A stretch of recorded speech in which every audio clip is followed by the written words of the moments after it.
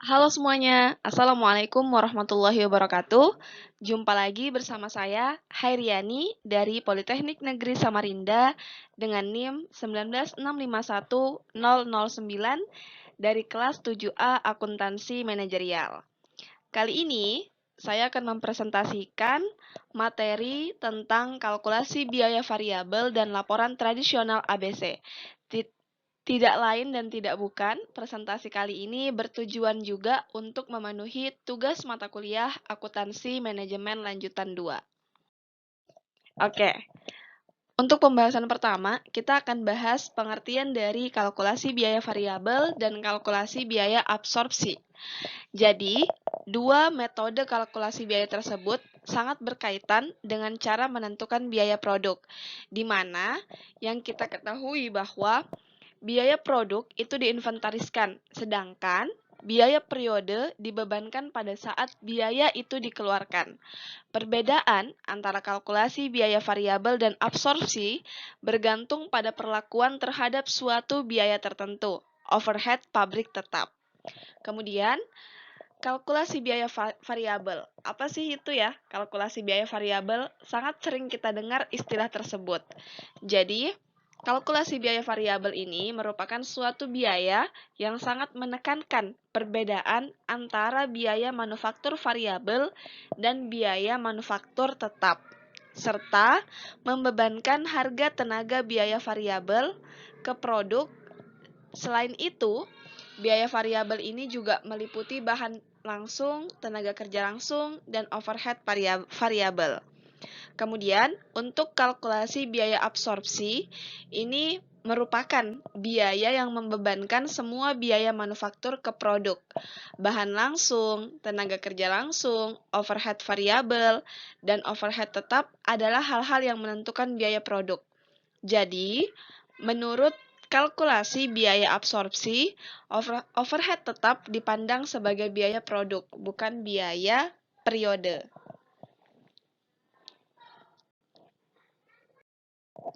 Nah, kemudian untuk pengukuran kinerja pusat investasi.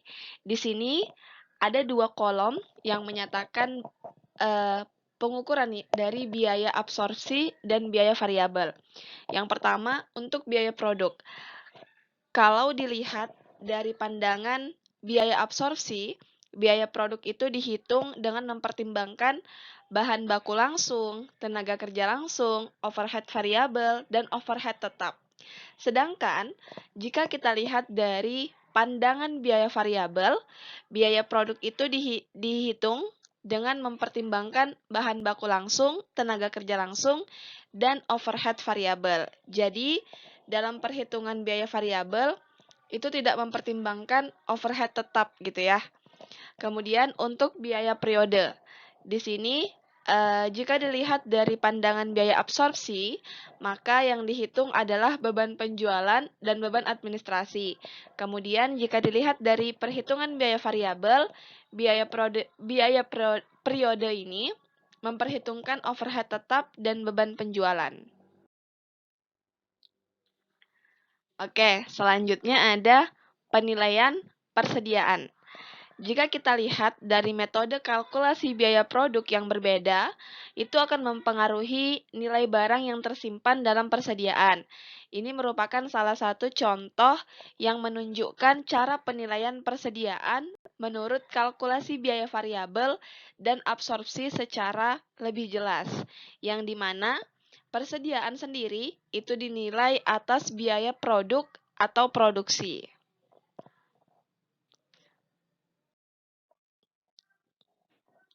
Kemudian, untuk laporan laba rugi, analisis, dan rekonsiliasi.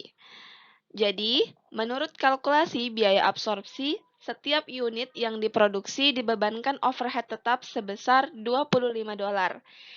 Yang perlu diingat bahwa dari 10.000 unit yang diproduksi, hanya 2.000 unit yang tidak terjual. Selanjutnya, dari 2.000 unit ini menjadi persediaan dan menyertakan overhead tetap ke periode sebesar $50.000, yang dimana $50.000 ini diperoleh dari $25 tadi dikalikan dengan 2.000. Lalu untuk overhead tetap periode ini akan diakui sebagai beban hanya pada saat 2.000 unit tersebut terjual. Dengan demikian, menurut kalkulasi biaya absorpsi, overhead tetap periode sebesar 50.000 dolar masuk ke dalam persediaan dan pengakuannya sebagai suatu beban yang ditangguhkan ke periode berikutnya. Lalu, di sini ada hubungan antara produksi, penjualan, dan laba, di mana hubungan antara laba menurut kalkulasi biaya variabel dan laba menurut kalkulasi biaya absorpsi diubah ketika hubungan antara produksi dan penjualan berubah. Apabila barang yang terjual lebih banyak dari barang yang diproduksi, maka laba menurut kalkulasi biaya variabel akan lebih tinggi dari laba menurut kalkulasi biaya absorpsi. Alasannya adalah kebalikan dari alasan pada contoh Fairchild, di mana penjualan lebih banyak dari yang diproduksi, yang berarti bahwa persediaan digunakan. Sedangkan, menurut kalkulasi biaya absorpsi, unit-unit yang keluar dari persediaan mengandung overhead tetap dari periode sebelumnya. Jika kita lihat dari slide yang tertampil di layar ini, itu menunjukkan ada 3 hubungan yang menjadi tolak ukur gitu ya, antara produksi, penjualan, dan laba. Untuk yang pertama adalah apabila produksi lebih besar daripada penjualan, maka laba bersih absorpsi pun akan lebih besar dari laba bersih variabel. Kemudian, jika produksinya itu lebih kecil dari penjualan, maka laba bersih absorpsi akan lebih kecil dari laba bersih variabel. Selanjutnya adalah jika produksinya hasilnya sama dengan penjualan, maka laba bersih absorpsi akan lebih besar daripada laba bersih variabel. Selanjutnya ada pengakuan overhead pabrik tetap pada kalkulasi biaya absorpsi, di mana perbedaan antara biaya absorpsi dan variabel terletak pada pengakuan badan yang berhubungan dengan overhead pabrik tetap. Menurut kalkulasi biaya absorpsi, overhead pabrik tetap harus dibebankan ke unit yang diproduksi. Hal ini menciptakan 2 masalah yang belum kita bahas secara eksplisit. Yang pertama, bagaimana kita mengkonversi overhead pabrik yang dibebankan berdasarkan jam tenaga kerja langsung atau jam mesin terhadap overhead pabrik yang ditetapkan untuk unit yang diproduksi. Lalu yang kedua, apa yang dilakukan overhead pabrik aktual tidak sama dengan overhead pabrik yang dibebankan. Ini bisa kita lihat dari 2 masalah yang mungkin saja terjadi. Yang pertama, masalah pertama dapat diatasi dengan mudah. Solusi untuk masalah kedua membutuhkan pemikiran yang lebih dalam. Pertama, kita harus menghitung dulu nih overhead pabrik tetap yang ditetapkan dan membebankannya kepada unit yang diproduksi. Selanjutnya, total overhead yang ditetapkan dibandingkan dengan overhead pabrik tetap aktual. Kemudian, di sini ada kalkulasi biaya variabel dan pelaporan segmen. Ada 6, yang dimana manfaat kalkulasi biaya variabel untuk evaluasi kinerja telah meluas dari sekedar pengevaluasian manajer.